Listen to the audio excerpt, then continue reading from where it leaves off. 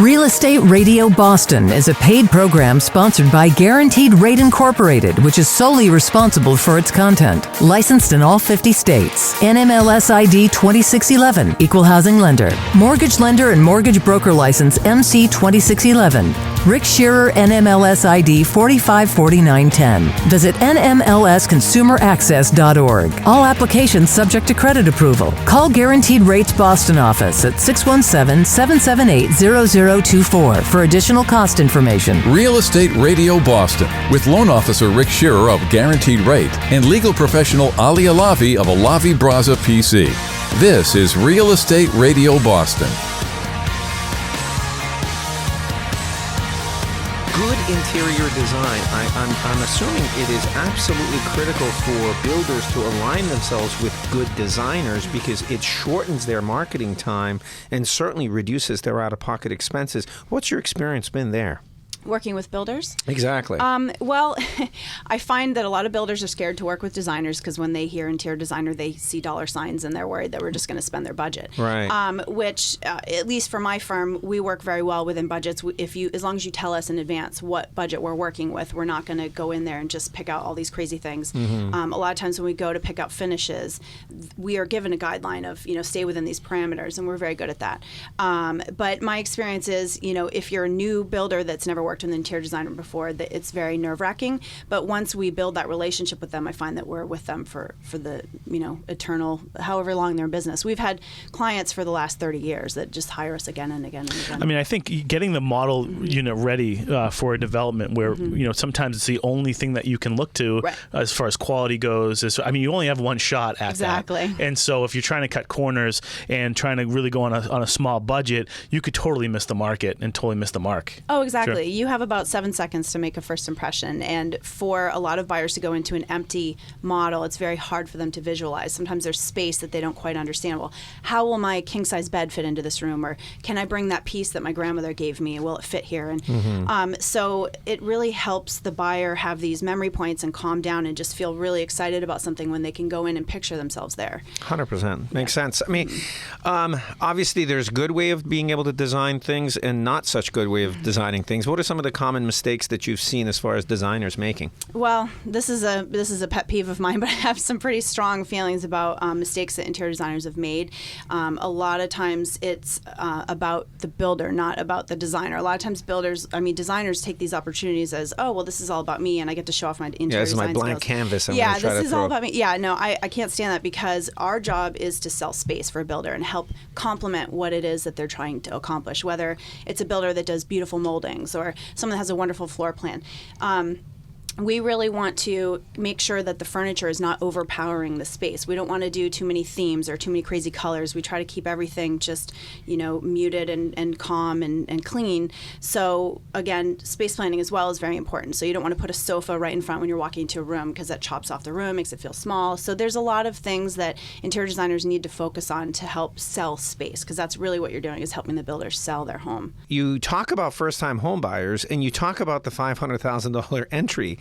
There's a lot of barrier to entry because the affordability index is through the roof. How are you finding these first-time homebuyers managing these types of issues? I think it's to be determined what happens, and just you saying that made me think that I think a lot of the younger people or people who are just getting into Boston are looking. That's why they're all getting apartment buildings, is because they're thinking short term, and so they can spend $3,000 for a condo. For an apartment. But if they bought a condo, it would actually maybe be less than that. But right now, they're just looking short term. When they start looking long term, they'll probably be looking for condos, and that's where it's going to be a problem because there isn't enough of that $500,000 total.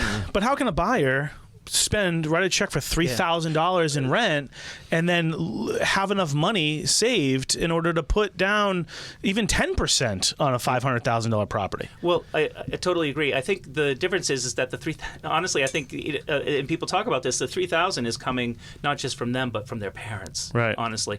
And not in, maybe a quarter, I couldn't really say, but maybe a quarter of the people are doing that. And also a lot of young people do make a healthy salary. If you and your spouse or your significant other make $100,000 together, you can spend $3,000. So it's not the wisest thing maybe, because you're spending all of your income instead of saving. You're spending it on your living, but you're looking at that short-term event. And then when you want to buy a house, you're going to have to look to family money. But let's face it. I mean, I think the biggest fallacy that a lot of first-time home buyers may think is that they have to have the 10%, 20% down, and that's not the case. I mean, Rick, you could attest to this. There are programs that you offer to first-time home buyers that require a much less down payment. Yeah, as long as you keep your loan amount at $523,000 or under, you can put as little as 5% down. So that gets you to a purchase price of $550, only dipping into your pocket for $25,000, which can be a loan against your 401k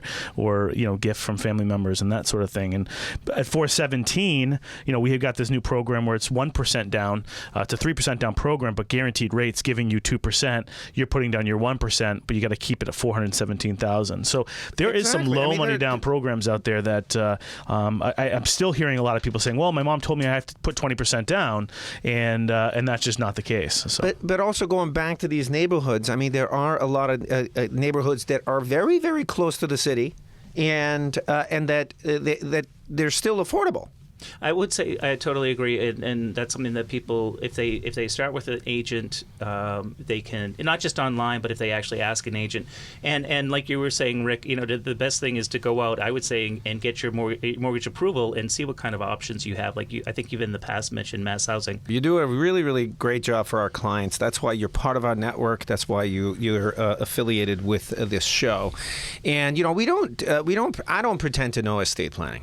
In fact, you did my estate plan, right? And that's what we talked about. I mean, if you're planning on buying a home, you want to be able to use a real estate attorney that deals with this day in, day out, understands how to negotiate contracts and how to be able to get through the process. And conversely, if you're planning on doing an estate plan, you want to go to Baker Law Group, because that's what you live, eat, breathe estate planning, and that's what needs to happen. And you shouldn't be going to any websites. I mean, I think that's foolish. I mean, you're talking about your assets. You're talking about your life savings and how the state and federal will treat those. I mean, one of the important things you talk about, Mike, is tax planning, right? I mean, and let's break that down.